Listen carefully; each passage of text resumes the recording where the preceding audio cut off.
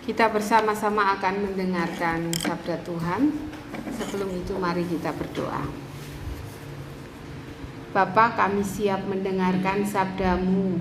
Mari Tuhan, Engkau bersabda, Engkau yang menanamkan sabda-Mu di dalam hati kami, Engkau yang membuat kami mengerti, Engkau juga yang menuntun kami supaya kami dapat melakukan sabda-Mu di dalam kehidupan kami sehari-hari, setiap hari. Di dalam nama Tuhan Yesus Kristus, hati kami semua siap. Amin. Firman Tuhan diambil dari Matius 18 ayat 15 sampai 20. Matius 18 ayat 15 sampai 20. Demikian sabda Tuhan. Apabila saudaramu berbuat dosa, tegurlah dia di bawah 4 mata. Jika ia mendengarkan nasihatmu, engkau telah mendapatnya kembali. Jika ia tidak mendengarkan engkau, bawalah seorang atau 2 orang lagi, supaya atas keterangan 2 atau 3 orang saksi, perkara itu tidak disangsikan. Jika ia tidak mau mendengarkan mereka, sampaikanlah soalnya kepada jemaat. Dan jika ia tidak mau juga mendengarkan jemaat, pandanglah dia sebagai seorang yang tidak mengenal Allah atau seorang pemungut cukai. Aku berkata kepadamu, sesungguhnya apa yang kamu ikat di dunia ini akan terikat di surga, dan apa yang kamu lepaskan di dunia ini akan terlepas di surga. Dan lagi aku berkata kepadamu, jika 2 orang daripadamu di dunia ini sepakat meminta apapun juga, permintaan mereka itu akan dikabulkan oleh Bapakku yang di surga. Sebab di mana 2 atau 3 orang berkumpul dalam namaku, di situ aku ada di tengah-tengah mereka. Amin. Demikian pembacaan firman Tuhan. Berbahagialah kita yang mendengarkan sabdanya dan melakukannya dalam kehidupan sehari-hari. Haleluya. Bapak, Ibu, dan Saudara yang dikasihi Tuhan, kita merenungkan sabda Tuhan dengan judul Saling Menasihati Sebagai Saudara. Saling menasihati sebagai saudara. Dulu, pas waktu saya masih kuliah, saya itu kan kadang-kadang dikasih tugas ngajar sekolah minggu. Tapi ngajar sekolah minggu ini sejak kecil sebenarnya. Sejak lulus sekolah minggu terus ikut ngajar sekolah minggu. Nyanyi dan lain-lain. Awalnya nyanyi, terus lama-lama ngajar membawakan firman gitu. Nah, kalau pas nyanyi di GKJ Ambarukmo dulu itu muridnya ada 80-an murid sekolah minggu. Nah, dibagi 3 kelas. Kelas kecil, balita, kelas madya, terus kelas besar. Tetapi kalau pas firman mereka baru dibagi. Kalau pas nyanyi sama persembahan nanti sebelum firman itu masih bareng-bareng. Banyak banget kan. Di kursi gereja gitu, kalau pagi jam 7 sekolah minggu, jam 9 ibadah dewasa, jam 7 sekolah minggu kita. Di kursi-kursi ibadah yang dipakai buat dewasa itu juga dipakai untuk sekolah minggu. Jadinya kalau nyanyi masih bareng. Nah, yang mimpin pujian kan ada beberapa. 2 orang yang memimpin pujian. Nanti yang 3 orang pakai gerakan. Tapi yang memimpin pujian juga gerak. Misalnya kingkong badannya besar, pakai gerakan gitu kan. Nah, dan saya ditugaskan seringkali sebagai pemimpin pujian. Karena saya gede, gemuk, jadi saya nggak berani obah. Kenapa? Karena saya merasa setiap orang pasti ngelihat saya. Wis didelokke dikek dadi isen banget. Karena itu nggak berani obah. Ketika mari adik-adik kita memuji nama Tuhan, kita akan menyanyi kingkong badannya besar atau apapun itu, atau belalai gajah yang panjang atau apa, tapi nggak berani gerak, atau kalaupun gerak cuma sedikit tepuk tangan, ya anak-anaknya tetap nggak gerak. Ada satu teman saya, ini orang Batak, dan dia memang seringkali menegur,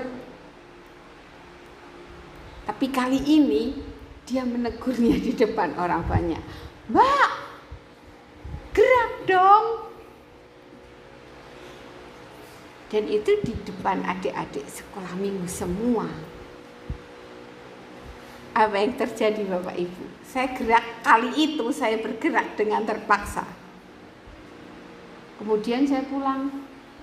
Besoknya ketika dijadwal pemimpin pujian ya Mbak, enggak. Besoknya lagi pemimpin pujian ya Mbak, enggak. Yaudah kamu yang gerakan aja, enggak. Oh ya jawabannya enggak kalau memimpin pujian. Kalau cerita iya enggak Bapak, tapi kalau memimpin pujian enggak. Lama-lama dia ngerasa. Terus ditanya, Mbak kenapa sih kok enggak mau dijadwal lagi jadi pemimpin pujian? Enggak apa-apa. Bohong, enggak apa-apa. Bohong itu dosa loh Mbak. Iya enggak apa-apa. Tapi didesak terus, akhirnya saya bilang, iya, saya kan nggak bisa gerakan, mendingan nggak usah lah di jadwal pemimpin pujian. Saya bilang gitu. Ya ampun Mbak, kamu sakit hati waktu aku ngomong kayak gitu, kata itu. Iya, aku sakit hati. Boleh kamu ngomong, boleh kamu nasihati, boleh kamu salahkan aku, tapi jangan di hadapan banyak orang. Karena kalau ditegur di hadapan banyak orang, sama halnya dengan menelanjangi kita di depan orang banyak, dan itu nggak enak. Terus dia bilang, maaf Mbak, iya aku salah, besok lagi enggak. Beberapa minggu kemudian dijadwal, Mbak mimpin pujian lagi ya. Nanti kalau aku nggak bisa gerakan gimana? Ya udah, kalau malam minggu kita latihan sama-sama di rumah, nanti biar hari minggunya bisa gerakan, kayak gitu. Akhirnya setiap kali mau ngajar pasti latihan sih, dan dia jadi muridnya. Dan kalau begitu mau dikritik seperti apapun, Mbak kurang gini, kamu gerak aja nggak apa-apa, badanmu besar itu pasti buat menarik anak-anak supaya melihat kamu nggak gerak aja mereka udah tertarik, apalagi kalau kamu gerak Mbak, makanya gerak aja nggak apa-apa, katanya gitu. Nah sejak itu pede wae bumbuan, terserah arek didelok kayak apa ya terserah, sing penting aku masih bisa memuji Tuhan. Yang diambil di sini adalah contoh menasihati di depan orang yang ternyata ketika kita membaca firman Tuhan hari ini itu sebagai contoh yang tidak baik. Apa yang dilakukan oleh teman saya niatnya baik tapi disampaikan dengan tidak baik. Mari kita belajar bersama-sama bagaimana caranya menasihati orang lain, menegur orang lain. Ada empat hal yang kita pelajari dari firman Tuhan hari ini. Yang pertama, seruan pertobatan untuk saudara, untuk saudaramu, saudara kita. Jadi firman Tuhan, perikop firman Tuhan hari ini Matius 18 ayat 15 sampai 20 itu berisi seruan pertobatan untuk seorang saudara.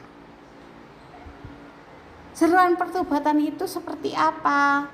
Seruan pertobatan supaya orang yang kita anggap saudara itu hidup secara Kristiani, hidup dengan hidup yang sejati, dengan cinta kasih seperti yang Tuhan Yesus ajarkan. Itu seruan pertobatan. Saudara maksudnya kan di sini ditulis,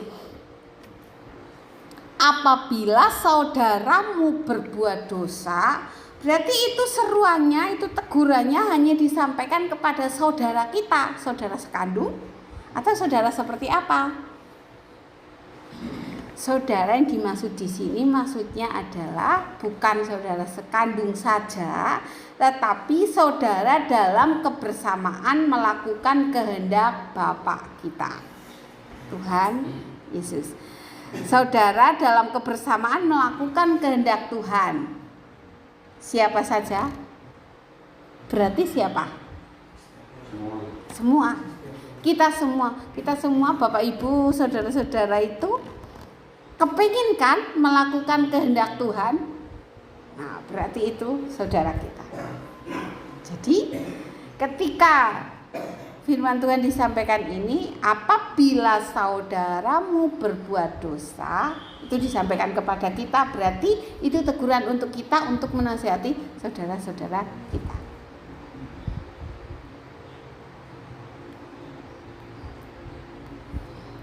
Saudara yang saling terikat. Kalau ayat yang ke-18, aku berkata kepadamu, sesungguhnya apa yang kamu ikat di dunia ini akan terikat di surga, dan apa yang kamu lepaskan di dunia ini akan terlepas di surga. Terus itu yang pertama. Kalau iya, satu. Itu yang pertama, saudara, seruan pertobatan untuk saudara.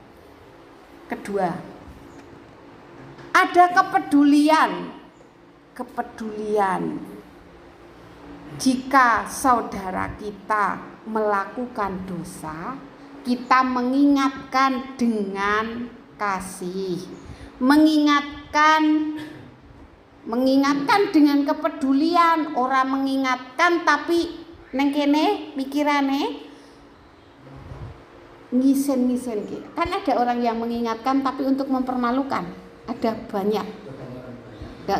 Mengingatkan di depan orang banyak itu bertujuan untuk mempermalukan. Mengingatkannya itu bukan mengingatkan untuk tujuan mempermalukan, tetapi mengingatkan untuk tujuan kepedulian. Kita peduli kepada dia, kita mengasihi dia, makanya dielengke. Nah, karena mengingatkannya itu bentuk kepedulian kita, bentuk kasih kita, bentuk perhatian kita, makanya ada beberapa cara, ada beberapa tahap mengingatkan. Ora waton dielengke ning ngarep jemaat, ning ngarep wong akeh. Tapi yang pertama, tahap pertama, 4 mata. Kata Tuhan Yesus, tegurlah dia di bawah 4 mata. 4 mata itu berarti motoku karo motone wong sing dielengke, berarti cuma 2 orang, ora ono liyane. Tegurlah dia di bawah 4 mata. Tegur niku ora tegese diceklekke atine, enggak dipatahkan hatinya, tetapi ditunjukkan kesalahannya, menjelaskan kepadanya bahwa dia salah. Ada yang pernah lihat video Netile Butejo? Wah, aku kadang-kadang ngerasa nek aku ki nyinyire kaya Butejo. Pol nyinyire. Ya Pop ya. Nyinyire Pol. Jadi ada ceritanya seperti kita kalau di sini itu tilik ke rumah sakit pakai truk. Nek saiki mboten wonten mobil Pak Mulyat. Dulu pakai truk. Nah, di truk itu pembicaraannya terjadi si Butejo karo Yuneng, tokoh utamane iku asline si tokoh utamane Yuneng, tapi kok jadine Butejo sing tenar. Lek ngomong iku lho ora ono titike, sampai padu ora krasa, sampai lampu merah wis ditonot, ora ndungkluk. Itu kenapa? Yuneng itu maunya negur si Butejo. Wah iki nek ngomong ora tau ngomong tapi golek bukti dhisik. Asline kan gitu. Tapi Yuning iku le menegur Butejo di depan orang banyak. Butejo ya salah, ngobrol ora golek bukti. Tapi waton ngomong. Menegur bukan mempermalukan orang. Menunjukkan kesalahan, aslinya Yuning iku mau menunjukkan kesalahan Butejo, tapi yo ada poin lagi. Menegur itu menunjukkan kesalahan. Terus kalau yang ditegur itu mendengarkan, memperhatikan dengan sungguh-sungguh, mendengarkan, wis ditegur, niki ditegur 4 mata loh nggih. 4 mata, 2 sama 2. Kalau yang ditegur itu sudah mendengarkan, memperhatikan dengan sungguh-sungguh, engkau sudah mendapatkannya kembali. Engkau sudah memenangkannya kembali. Kenapa? Karena orang yang berdosa itu tadi kan menegur supaya saudara kita tidak berdosa. Begitu kan. Nah, kalau yang ditegur itu sudah mau menerima tegurannya, iyo aku salah. Begitu kan berarti dia sudah mengakui dosa. Dia tidak kejelungup nenggon dosa yang lebih lagi. Nah, berarti kita sudah mendapatkannya, kita sudah memenangkannya kembali. Memenangkan dari siapa? Dari si dosa. Itu yang pertama. Tetapi kalau tidak mau itu tadi, bawalah saksi 1 atau 2 orang. Perso saksi. Orang yang melihat dengan matanya atau mendengar atau melihat dan mendengar dengan mata dan telinganya, itu saksi. Jadi kalau misalnya menegur seseorang, misalnya saya mencuri, terus Pak Mulyat menegur saya, Bu Mirna ini nyolong nenggon kene aku weruh lho. Tapi niki negure mboten teng ngarepe umum lho nggih. Bu iki kok jenengan mlebet omahe niki, jenengan mendhet napa teng mriko? Wong kula Sumerep bar mlebet saking omah niku metu kok nggawa sesuatu. Lah dilalah aku ki ngeyel, enggak ya Pak, aku enggak nyolong. Tenan ya Pak, aku enggak nyolong, pokok men aku enggak nyolong. Iku kejelungup berarti kan. Kejelungup dosa dikandani ngeyel sisan. Nah, Pak Mulyat bawa saksi. Misalnya saksinya Bu Mulyat. Karena Bu Mulyat juga melihat pas saya masuk ke rumah siapa begitu. Itu yang benar-benar melihat. Tapi kalau membawa saksi yang enggak melihat, itu berarti bikin gosip, bukan mau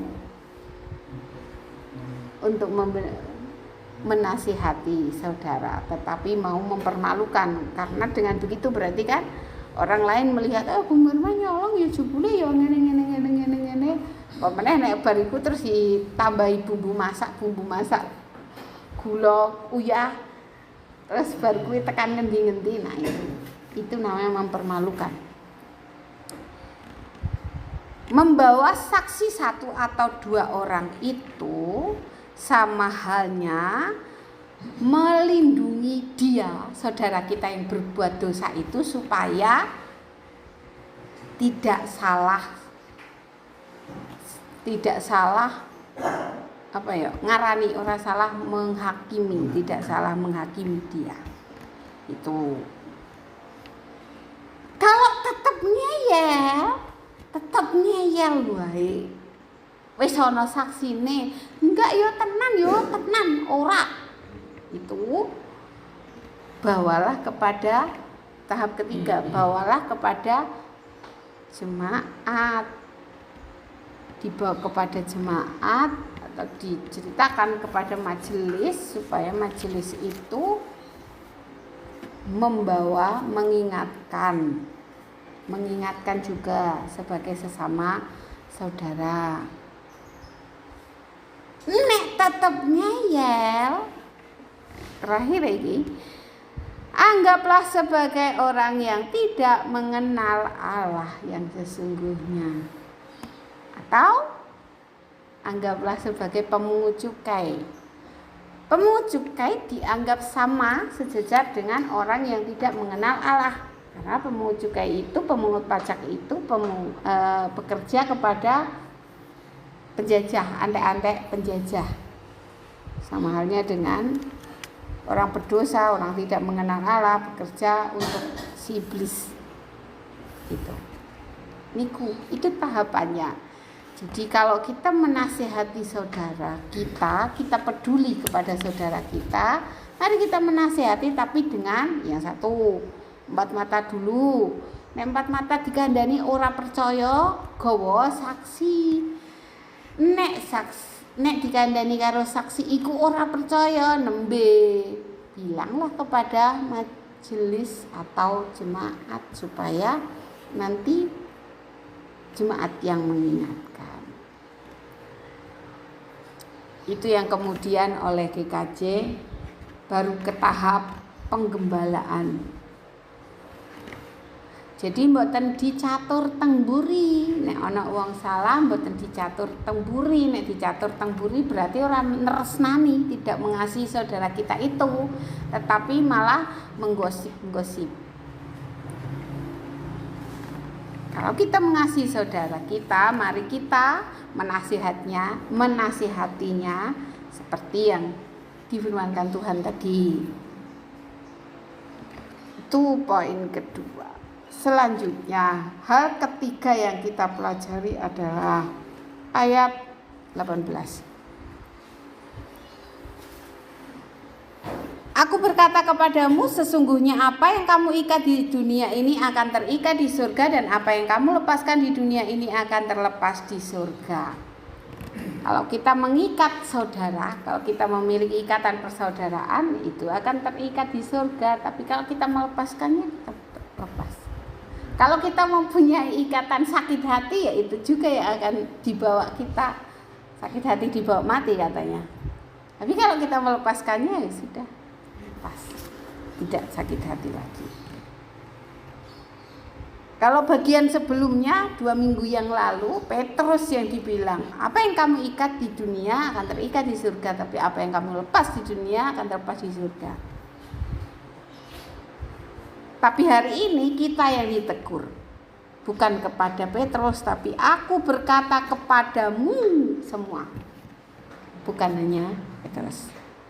Itu hal ketiga. Hal keempat, ayat 19 dan 20. Dan lagi aku berkata kepadamu, jika 2 orang daripadamu di dunia ini sepakat meminta apapun juga, permintaan mereka itu akan dikabulkan oleh Bapakku yang di surga. Sebab di mana 2 atau 3 orang berkumpul dalam namaku, di situ aku ada di tengah-tengah mereka. Ini seringkali kita terjemahkan atau kita tafsirkan sebagai hal pengabulan doa. Apapun, begitu kan dituliskan di sini. Jika 2 orang daripadamu di dunia ini sepakat meminta apapun juga, permintaan mereka itu akan dikabulkan oleh Bapakku yang di surga.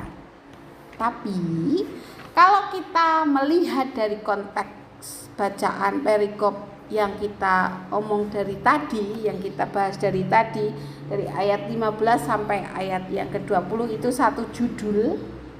Artinya ayat 19-20 ini berbicara tentang hal yang sama. Ketika 2 orang sepakat meminta apa? Kalau yang satu ngomong, "Hei, kamu salah loh." Terus yang satu, "Oh ya, aku salah." Itu kan 2 orang. 2 orang sepakat meminta ampun. Kalau sadar salah kan berarti kan secara tidak langsung ataupun secara langsung hatinya sama-sama ngomong, "Gusti nyuwun ngapura," begitu. Nah, kalau orang sudah minta pengampunan kepada Tuhan, sepakat 2 orang itu yang mengingatkan maupun yang diingatkan minta pengampunan kepada Tuhan, diampuni. Sebab di mana 2 atau 3 orang berkumpul dalam namaku, di situ aku ada di tengah-tengah mereka. Tuhan hadir di antara mereka yang sudah berdamai. Iku boten melulu, tidak melulu, bisa juga ditafsir ke sana tetapi kejauhan. Karena ada lagi kalau ditafsir ke sana, ke pengabulan doa ada lagi. Sebab kamu mungkin tidak menerimanya karena kamu salah berdoa, begitu kan? Yakobus ngomong seperti itu.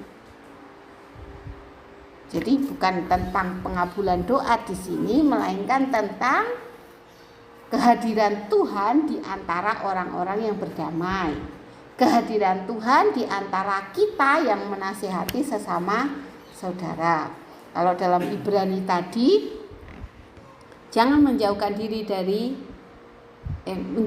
dari perkumpulan ibadah kita seperti dibiasakan oleh banyak orang.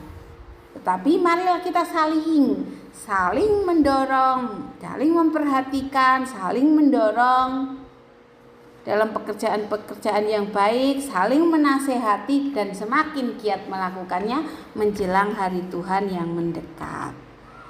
Bapak Ibu, saya itu sesama saudara. Saudara di antara kita yang sama-sama mau melakukan kehendak Tuhan Bapak kita. Nah, karena kita sesama saudara, maka mari kita saling menasehati. Nek kula salah kandhanono. Sumirma salah loh, gitu. Menasehati dengan hati. Iya. Atau menasehati dengan marah. Menasehati dengan hati, ning ampun dalam hati, kula mboten krasa nek dalam hati. Bu Mirma salah loh. Nek dalam hati tok aku dudu apa? Dudu wong sing iso maca atine wong, jenenge apa? Psikolog. Filosofis. Bukan. Dukun itu loh. Telepati. Iya. Begitu. Saya belum bisa membaca hati Anda semua. Jadi nek aku salah, ngomong Bu jenengan salah, kudune ra ngene, ngono. Gak apa-apa. Menasihati dengan hati itu. Iya, iya. Jadi sadar itu memang kalau sama orang sama itu dengan hati yang tulus, kalau biasanya jadi antu dengan rasa sakit hati itu tidak bisa. Betapa sulitnya untuk mengampuni seseorang, seolah kita menghakimi itu. Iya. Nah. Bisa menerima dan nasihati. Nggih. Angel nggih nderek Gusti Yesus jebule piye? Maju apa mundur? Maju apa mundur nderek Gusti iki? Belajar terus panjang hidup. Iya. Belajar tidak ada terus putus harapan. Tidak ada habisnya belajar dari lahir sampai mati. Oke. Nah, mari kita menasihati. Oh, nggih, yang dinasihati dengan hati tadi jangan marah. Tetapi ya wong sedulure orang yang menasihati kita sebenarnya mau supaya kita itu tidak kejelungup, tidak semakin jatuh dalam dosa. Tapi dengan hati. Asal dengan hati. Nek marah-marah. jelungupke, nek niku jelungupke, mboten ben menarik dari kejelungup tapi jelungupke nek niku. Iya. Nah, mari kita menjadi pelaku firman. Jangan cuma mendengar saja, tapi mari mulai saat ini kita menjadi pelaku firman. Elek kayak aku nek aku salah. Begitu juga ketika saudari salah, saya akan mengingatkannya. Kita saling mengingatkan. Tuhan Yesus memberkati kita. Amin.